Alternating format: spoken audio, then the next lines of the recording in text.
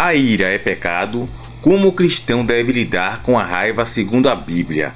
A ira ou a raiva é uma emoção natural que todos nós experimentamos em algum momento. Seja por injustiça, ofensa ou frustração, sentir-se irado faz parte da experiência humana. Porém, quando olhamos para a Bíblia, surge a pergunta: sentir raiva é pecado?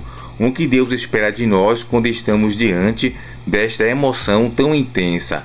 E por que, mesmo após a conversão, o cristão ainda luta com explosões de raiva? O que é a ira e como a Bíblia define?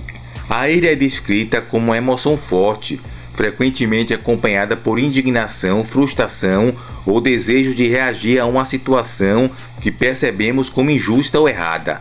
Na Bíblia, a ira é mencionada tanto como uma característica humana quanto como um atributo de Deus. Sim, Deus também demonstra ira, mas a dele é sempre santa e justa, enquanto a nossa muitas vezes é marcada pelo pecado.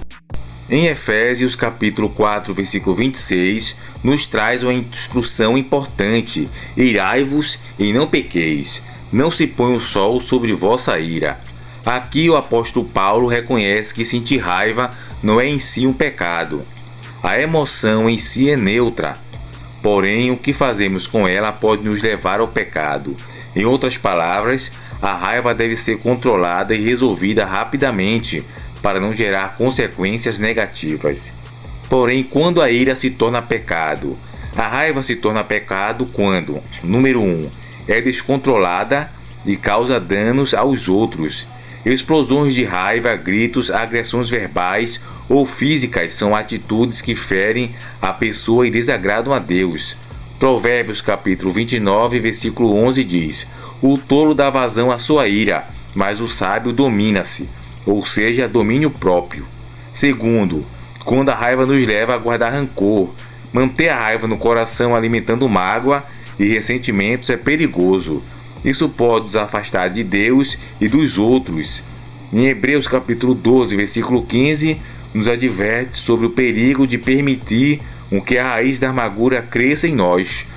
Outro caso em que o pecado da ira se manifesta é quando ela é motivada pelo orgulho ou egoísmo. Muitas vezes ficamos com raiva porque nosso ego foi ferido.